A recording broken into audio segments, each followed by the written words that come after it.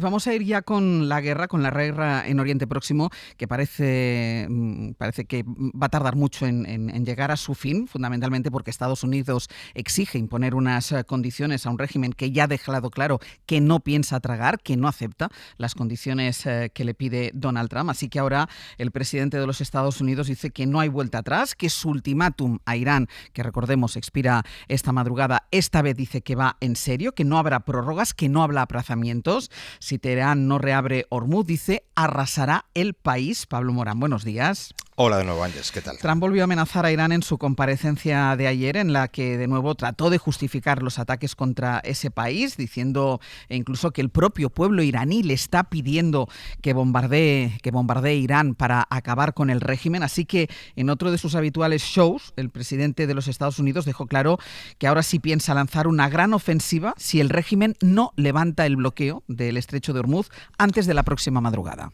Antes de las 2 de la próxima madrugada aquí en España, para ser exactos. Eso si no amplía de nuevo los plazos, porque este es el cuarto ultimátum que Trump impone a Irán para reabrir el estrecho de Hormuz. La primera vez que amenazó con arrasar las plantas energéticas de Irán fue el 21 de marzo. Le dio a Irán un plazo de 48 horas, pero el 23 de marzo lo amplió 5 días más y el 26 de marzo lo amplió 10 días. Hasta ayer quedaba 24 horas más. They're going to have no bridges. They're going to have no power plants.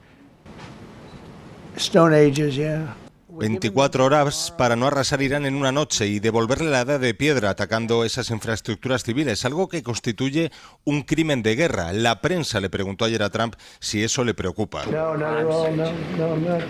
Y esta que escucháis fue su respuesta, simplemente decía que espera no tener que hacerlo. Así que lo único cierto, Ángel, sobre lo que puede pasar en las próximas horas es que Trump no tiene clara una solución para esta guerra que desató hace un mes, que se declara impune para imponer sus condiciones y que el régimen iraní no está dispuesto a ceder. Lo que quiere Teherán es no un cese temporal de los ataques, como le han hecho llegar los mediadores, sino el fin total de las hostilidades, también contra sus aliados como Hezbollah en Líbano, y eso implicaría a Israel. Y también reclama compensaciones por la destrucción de esta guerra. Viene repitiendo Teherán que el estrecho de Hormuz no va a funcionar como funcionaba antes de ninguna manera.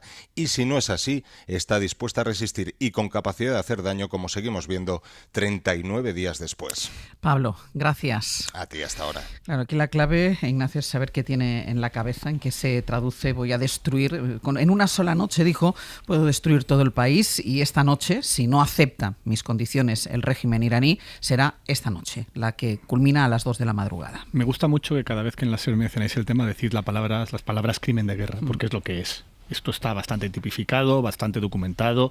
Ha habido casos previos donde se ha condenado así, y en este caso estamos viendo a un matón amenazando con crímenes de guerra contra un país después de haber iniciado una guerra ilegal contra ese mismo país. Yo creo que es muy difícil meterse en la cabeza de Donald Trump, porque estamos ante una personalidad narcisista muy compleja que juega a ser imprevisible, aunque de repente aparecen algunas lógicas en él. Y que desde luego va a pasar a la historia como el dirigente más dañino del último medio siglo de la historia occidental. Y creo que en estos momentos es muy difícil saber si va a llevar el pulso hasta el final, porque por un lado lleva haciendo amenazas de este tipo de pasado mañana, ¿no? Para pasado mañana ya seguro, y las va prorrogando él mismo al darse cuenta de que eso no va a solucionar su problema. Creo que él tiene un poco la sensación de que él pensaba que Irán se iba a caer como Venezuela en 24 horas y que en un momentito iba a poder elegir cuál de los dirigentes le interesaba más para liderar una transición, un poco el modelo Delsi, y se ha encontrado con la gran sorpresa de que está dentro de un avispero y va perdiendo la guerra. Va perdiendo la guerra no porque los iraníes sean capaces de contraatacar y generar un daño mayor, más allá del económico, que es bastante fuerte en Hormuz, sino porque ninguno de sus objetivos los está logrando, ni uno solo. No ha logrado provocar una revuelta civil en contra de ese gobierno, que por cierto hay que decirlo otra vez, es infame el gobierno de Irán. No ha logrado tampoco que ese gobierno se rinda. Pues sí, ha matado a varios de sus líderes más importantes, pero no con eso ha conseguido ninguno de sus objetivos, que no era asesinar a sus líderes, porque si llega a ser esto, pues el primer día ya había ganado. Hemos matado a Jamenei, pues ya está, vamos. Pero no, se ha metido él solo en una espiral en la que empieza a tener problemas serios en su propio país con la inflación, porque también ataca a su propio país, está generando el caos económico mundial de manera un poco también peculiar, porque al mismo tiempo intenta pacificar a los mercados cada cierto tiempo con mensajes de esperanza, de no, bueno, por un lado voy a mandar a la edad de piedra a Irán, pero por otro lado no os preocupéis que estamos negociando y en nada esto está resuelto. Esto se acaba enseguida, exacto. Yo esto lo empiezo a ver como una película distópica. De hecho, lo de la misión de la Artemis da ya para la trama, ¿no? Esos 40 minutos que ha estado desconectada la nave, con un par de giros más de guión, te da para una película de ciencia ficción perfecta. O sea, salen de órbita lunar y cuando llegan a la Tierra se encuentran en un planeta distinto, pues el de los simios. Estaba pensando con la estatua de la libertad destruida, la Salle. Pues sí, la verdad es que estaba yo pensando precisamente en eso cuando apelaba en esa a imagen. Conducir a los iraníes a la edad de piedra, ¿no? El CEO de Palantir, Alexander Karp, utiliza muchas veces una cita de un filósofo alemán, Schelling, que dice que el poder de lastimar es un poder de negociación y que explotarlo, aunque parezca cruel, es diplomacia. Y algo de esto hay en la dinámica que está aplicando Trump en su guerra con Irán, ¿no? Hay una diplomacia cruel basada en una agresividad sin límite ni tasa, que está encontrando el obstáculo, que lo ha descrito muy bien Ignacio, ¿no? de que no ha logrado los presuntos objetivos que estaban detrás inicialmente, descabezar el régimen y conducir a Irán a la condición de un estado satélite de Estados Unidos, como pasa con Venezuela en estos momentos, y al mismo tiempo arrinconar un poquito más a China en el escenario geopolítico global. Y ahora, además, se encuentra con que llevar al país a esa edad de piedra solo se puede hacer no a través de una guerra convencional, porque en la semana primera de la guerra agotó sus existencias de Tomahawk. Es decir, prácticamente liquidó toda la producción de Lockheed Martin en un año. ¿Cómo podría serlo? A través del uso de armamento nuclear. Así es, evidentemente, como conduciría, lógicamente, Irán a la edad de piedra, como a todo el planeta probablemente, porque entraríamos en una escalada imposible de barruntar, entre otras cosas porque, y ya lo hemos dicho aquí alguna vez, el gran riesgo que proyecta Irán sobre toda la región, incluso sobre Europa, es la posibilidad de utilizar bombas sucias. Es decir, que con ese uranio enriquecido a un 60% que tiene almacenado no sabemos dónde, se incorpore alguna ojiva de esos misiles que también sabemos que tiene, porque acaba de caer uno desgraciadamente sobre Israel ayer mismo, o a través de los drones que están atormentando a las monarquías del Golfo Pérsico, ¿no? Y una bomba sucia significaría prácticamente una bomba nuclear también, con una capacidad de destrucción extraordinaria. ¿De qué estamos hablando, por tanto? Este es el gran riesgo al que nos estamos asomando, ¿no? Y es lo que nos podría llevar al planeta de los simios, de una manera inopinada, si el presidente Trump sigue conduciendo las operaciones e incluso la presidencia de Estados Unidos como hasta ahora, ¿no? En una especie de improvisación agresiva donde la crueldad se ha convertido en un instrumento matonil en las relaciones internacionales que sirven a una búsqueda desesperada por mantener una hegemonía que probablemente en el terreno más pacífico, económico y comercial ya le disputa China de una manera cada vez más abierta, colocándole y arrinconándole en un escenario casi marginal, pero que todavía en el ámbito militar le da una superioridad sobre la que trata de construir una hegemonía estrictamente beligerante, agresiva, cruel como la que estamos viendo, ¿no? Y esto es lo realmente desconcertante. Sí, bueno, como bien han dicho mis compañeros, eso es muy complicado, ¿no? Porque si hay algo que está claro a estas alturas es la falta de estrategia y la imprevisibilidad total, ¿no? Y yo creo que eso sí que es algo interesante porque demuestra a su vez una enorme falta de profesionalidad. Yo creo que eso es algo sobre lo que hay que poner el foco, porque todo lo que está ocurriendo, incluido el cierre o el cierre parcial del estrecho, es algo que era previsible. O sea, que digamos los asesores o la gente profesional que tenía, cada vez menos, Donald Trump le decía que esto era una consecuencia de un ataque a Irán. O sea, no se ha encontrado, como él dice, no esperaba esto. Oiga, esto era justamente lo que se podía esperar, ¿no?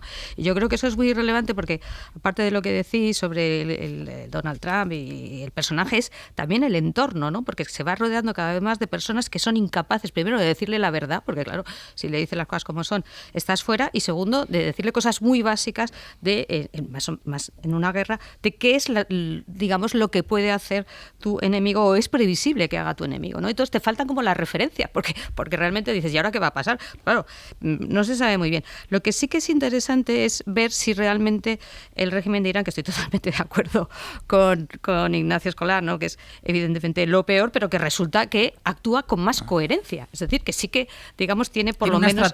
Tiene una estrategia, efectivamente, que es, oye, yo tengo la palanca del estrecho, y está demostrando que tiene la palanca del estrecho, y además es algo muy interesante que también leí esta mañana, el estrecho no está cerrado para algunos, es decir, otros barcos sí que salen, ¿no? Los barcos, digamos, de los aliados pueden salir y otros a lo mejor tienes que negociar. Por tanto, la palanca de la economía mundial, porque estamos hablando de esto, resulta que sí la tienen los iraníes y la están usando, ¿no? Por tanto, digamos, sus cartas ellos las están jugando con coherencia y con esa estrategia de la que carece Donald Trump. ¿Hasta qué punto ellos, el régimen iraní, cree que de verdad Donald Trump va a cumplir esas amenazas? Pues también lo decía Ignacio, que claro, él amenaza, pero muchas veces luego se retira, luego da prórrogas, luego no es exactamente lo que digo, como va cambiando todo el rato el tablero, ¿no? Porque decías tú, no ha conseguido ningunos objetivos. Bueno, según él sí, porque los objetivos cambian cada media hora, ¿no? En función de lo que está ocurriendo. Entonces, lo que me parece realmente interesante es ver si realmente Irán da credibilidad al ultimátum de Donald Trump en estos términos, o piensa que esto es un poco lo de siempre, ¿no? Bueno, pues ya veremos, hablaremos y tal. Lo que sí me parece interesante y no... En relación con la última noticia que comentabas, es también las amenazas de Israel, que no se nos olvide.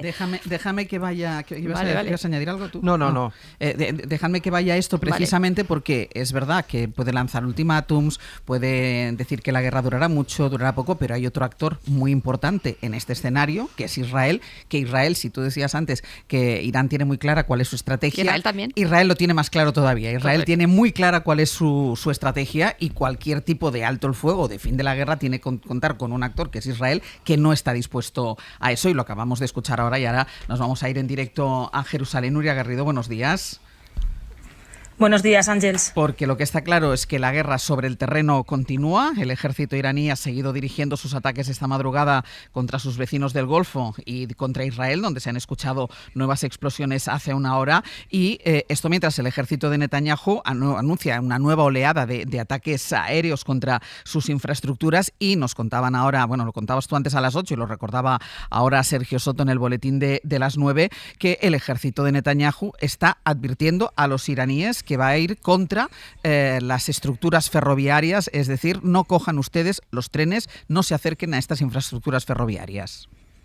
Así es, el ejército israelí les ha pedido en un mensaje que dice amablemente a los iraníes que eviten usar los trenes al menos hasta las 9 de la noche, hora local iraní. Y aquí algunos medios israelíes, como por ejemplo el Canal 12, ya está publicando lo que dejaba entrever ese mensaje, y es que hoy Israel efectivamente va a atacar la red ferroviaria de Irán. Y lo que vemos claramente es lo que estabais explicando vosotros ahora mismo, que Israel tiene muy claro que quiere continuar atacando Irán hasta el último minuto, no tiene ninguna voluntad de conseguir un acuerdo de paz con Irán, y por lo tanto lo que vemos es que está incrementando sus ataques contra la infraestructura civil. Esto en Irán, pero en el Líbano los ataques israelíes tampoco cesan, tampoco su invasión en el sur, donde las tropas también siguen avanzando, y de hecho en las últimas horas el portavoz del secretario de la ONU ha confirmado more than 1.1 million men, women and children in Lebanon are now registered as displaced. Que ya hay más de 1 millón de desplazados, entre ellos mujeres, niños, y sobre todo también estaba explicando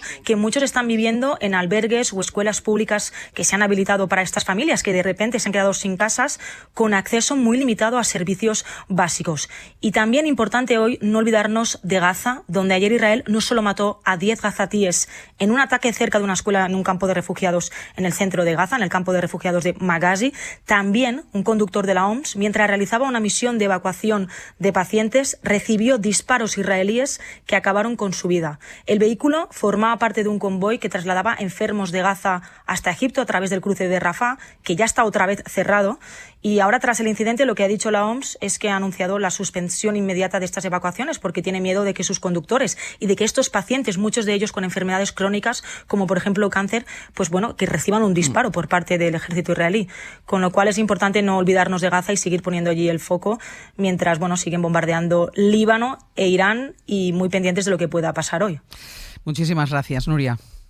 Un abrazo, Ángels. Ponía el acento ahora, Nuria, no nos olvidemos de Gaza, pero es que lo que está haciendo Israel en el sur del Líbano es, y además lo dijeron así textualmente ellos, es poner en práctica lo mismo que hicieron en Gaza, que es desplazar a toda la población y seguir masacrándola a pesar de que les pedían que se desplazara. Ayer estuve viendo cómo estaban bombardeando una zona del sur del Líbano donde habían pedido a la población que se refugiara y lo que van haciendo es intentar empujarla como más al norte del Líbano, y ese afán expansionista que tiene Netanyahu, pues ponerlo en práctica. Por eso es imposible, ahí hablábamos, pensar en un posible alto el fuego, en un final de la guerra, en una normalización de la situación, porque hay este actor, que es Israel, que no tiene ningún interés en esto.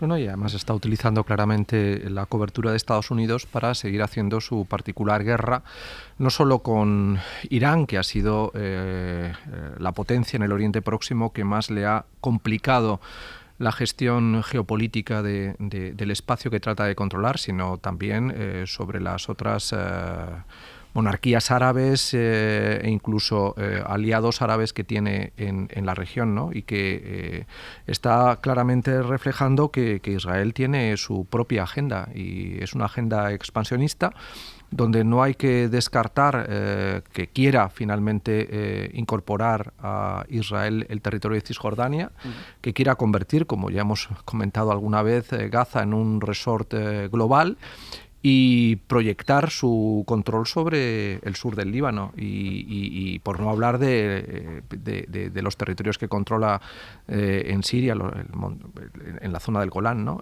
Realmente cuesta pensar que Israel es el reflejo de lo que a muchos hemos durante tiempo reconocido en ese país, que era una democracia casi única en la región, un país laico que trataba de construir una especie de reparación histórica con lo que había sufrido el pueblo judío a lo largo de la historia, y se ha convertido finalmente en un verdugo regional que está atormentando la capacidad para proyectar todavía una esperanza de paz en la región. Y que ha encontrado en Trump el acompañante perfecto. Y a Netanyahu en el instrumento de un extremismo judío que ya está corrompiendo claramente los resquicios que quedan de democracia en el país, ¿no? Elisa, eras tú quien ponía sobre la mesa eso, la importancia, que no podíamos perder de vista el papel de Israel en todo esto. No, sin duda. Por eso, volviendo a lo que decíamos al principio, que claro, Donald Trump no tendrá estrategia o irá improvisando sobre la marcha, pero claramente Israel sí tiene, y además, como también ha dicho José María, que es una estrategia muy clara y además bajo la cobertura, ¿no? Es curioso porque parece que en este caso el actor principal es Israel y Trump es el que va siguiendo un poco, o no, como no se sabe cuál es digamos la línea, pero que ellos claramente tienen una agenda que la están cumpliendo además, porque hay otra cosa muy interesante: cuando pones el foco en un sitio pierdes el foco en otro, con lo cual dices, oye, mientras estamos todos mirando a un lado, yo sigo con el tema de Gaza o sigo ahora con lo del Líbano. Y otra cosa que también has dicho, yo creo que efectivamente ya no se puede considerar a Israel una democracia, digamos, liberal normal, ¿no? Estamos ya de camino a otra cosa. Me parece además tremendo, no solo evidentemente por la región, sino por lo que supone, ¿no? Supone como para la democracia en su conjunto decir, bueno, pues perder esa especie de referencia que todavía quedaba, pues yo creo que es un desastre, ¿no? Aparte de, evidentemente, que se ha convertido prácticamente, te diría, en un rogue state más, ¿no? Es decir, alguien que, bueno, pues que invade a los vecinos, masacra a los vecinos. Es decir, es lamentable desde todos los puntos de vista, pero sobre todo yo lo que creo es que realmente es muy, muy complicado en estos momentos, salvo, bueno, porque claro, que con Trump no se puede contar, cambiar el curso en Israel. O sea, yo hace unos meses hubiera dicho que tenía alguna esperanza, ahora creo que realmente no queda ninguna. Ignacio. Además, en el caso de Israel no solamente es una cuestión de Trump, empezó con el mandato de Joe Biden y pasó exactamente lo mismo. Complicidad por parte de Estados Unidos y en el mejor de los casos algún tirón de orejas. No a este nivel, bueno, esto pero ya es otra cosa. empezó entonces, sí, a este nivel no hay nada. Sí. Esta idea de que después del genocidio de Gaza ahora vamos a hacer nuestro propio cinturón de seguridad de escombros en el Líbano, que es el plan que están ejecutando, pues es otro crimen de guerra, otro más. Y que será completamente impune y que devaluará completamente todo esto que llamábamos el orden internacional, que era el derecho aplicado a los países pobres, básicamente. El derecho de los países ricos contra el de los países pobres. Y en este caso, yo creo que ya sin ningún tipo de rubor, al menos se intentaban algunas coartadas morales antes, pero ahora ya evidentemente no. Vamos a un mundo muchísimo peor. Y además, aquí es bastante claro que ha sido Israel quien ha arrastrado a Trump a esta guerra. quien le convenció de que esto estaba ganado en 2 días, quien le dijo, quien le animó a salir inmediatamente, quien le sacó de una mesa de negociación, porque estaba sentado en una mesa de negociación, quien primero le convenció a Trump de que era buena idea cargarse el acuerdo anterior que había logrado Obama y que era bueno. Era un acuerdo que permitía y que daba garantías de que Irán no iba a desarrollar la bomba atómica y que permitía inspecciones y que permitía una serie de requisitos pactados y obligados por Estados Unidos, es decir, que no era una concesión a Irán, y que primero Trump se carga, después cuando está volviendo a negociar decide levantarse un minuto antes para bombardearlos. Creo que no podemos esperar nada bueno de la influencia de Israel sobre esa zona, y desde luego están utilizando este momento de caos mundial para sacar adelante pues su gran Israel, ¿no? Es un Israel con un cinturón de seguridad alrededor donde no puede crecer la hierba. Pues vamos a esperar a las 2 de esta madrugada, que es cuando expira el ultimátum, a ver en qué se traduce la amenaza del presidente de los Estados Unidos.